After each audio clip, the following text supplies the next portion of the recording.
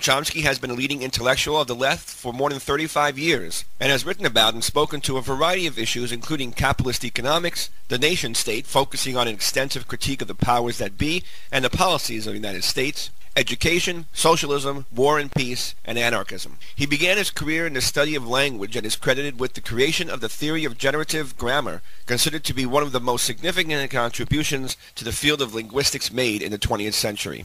Recently, Professor Chomsky, author of over 30 books of science and of politics, has been the subject of an interview, along with Gilbert Ashkar, by New Jersey-based political scientist Stephen Shalom in the book titled Perilous Power, the Middle East and U.S. Foreign Policy. In this book, he discusses, among other things, the resurgence of religious fundamentalism in both the Middle East and within this country, and offers some perspective on what might be the cause or causes of the trend. Also, in a recent interview in The Humanist, the flagship magazine of the American Humanist Association, Professor Chomsky continues his analysis of religious fundamentalism, as well as talks about other issues at the core of the humanist worldview. Equal Time for Free Thought spoke to Professor Chomsky a few weeks ago on the substance of humanist thought, from naturalism and religious critique to the political and economic structures which must be in place in order for us to effect the social changes necessary toward creating a humanistic future world society. Here is part one of that discussion. First, let me say that Equal Time for Free Thought is very happy to have you join us today, Professor Chomsky.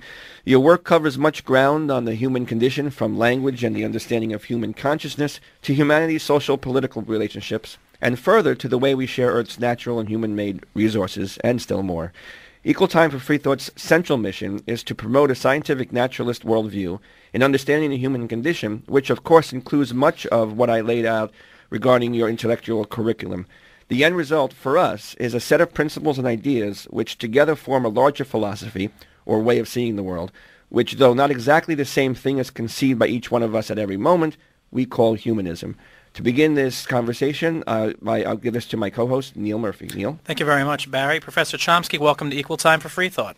Very glad to be with you. Thank you. A few months ago, The Humanist, which is the magazine of the American Humanist Association, published their interview with you on humanism and other related free thought questions. Now, before we move forward, do you consider yourself a humanist, and if so, what characteristics would you include in such a philosophy? Let me begin by quoting a philosopher friend of mine who once had to write a critical analysis of work of mine. And he started off by saying that, kind of scratching his head, he said, the problem with me is that the only ism I believe in is truism. So, which is not entirely false. So, yeah, there are things I agree with, but I don't associate myself with any particular ism. Now, modern humanism is said to be based on scientific naturalism. And our philosophy is informed by what we learn about the universe and ourselves through the physical and social sciences. Do you feel that naturalism is the most appropriate point of view toward understanding what sort of creatures we are?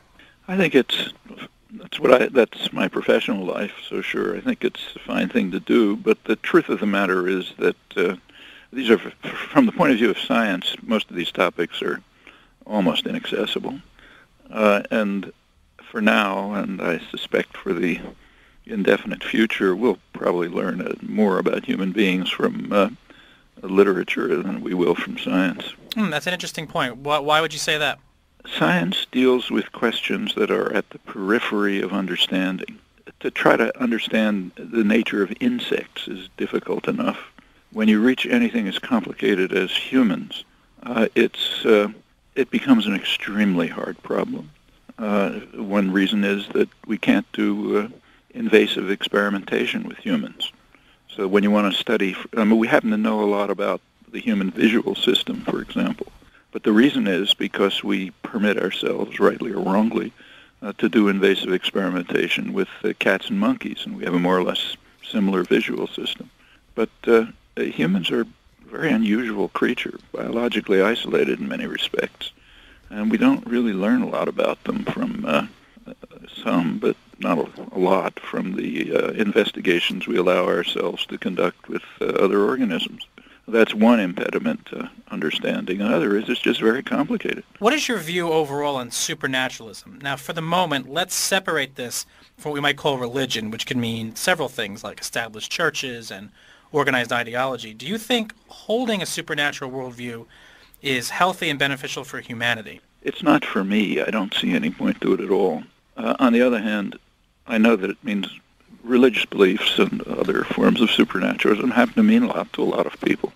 If I find someone who's, say, mourning the loss of a dead child and is comforted by the idea that they'll be reunited with the child in heaven, it's not my business to try to convince them that their belief is incorrect.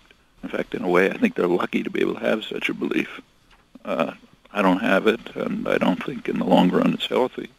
But we can't legislate to other people what they should believe in order to, say, comfort themselves.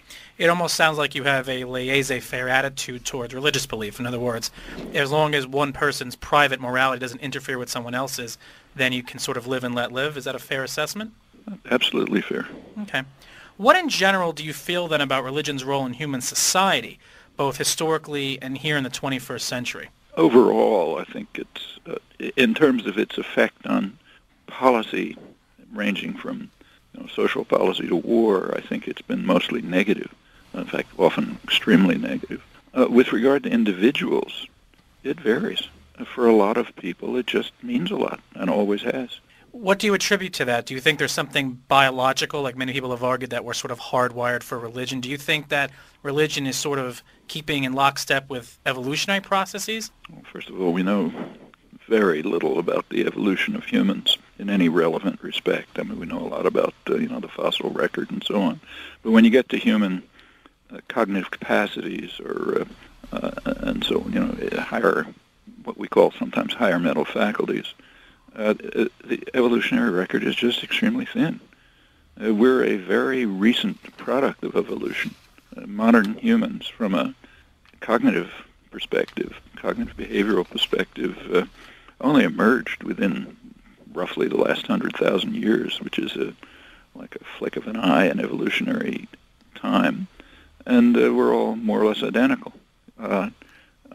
There's very little genetic variation relevant genetic variation among humans, because there's been, we probably come from a small breeding group somewhere in East Africa, probably no later than, say, 50,000 years ago.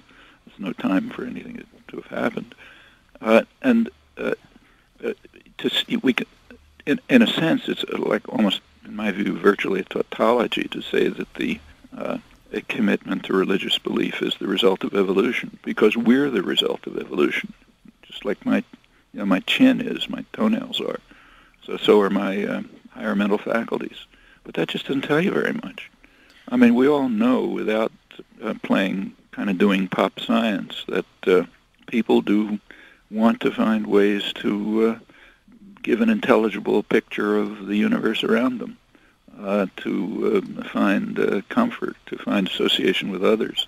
And they do it in all kinds of ways. Some of them we call religion. A lot of some of it we call magic. In the modern period of the rise of organized modern science, of course, goes way back, but really as a major phenomenon in human life. There's been a concerted attempt to gain an understanding of the world by means that do permit confirmation, disconfirmation, building on the results of others, and so on. That's what we call science. Okay, we should push that as far as we can. Surely we want to understand as much as we can about the world, and that's the best way to understand it.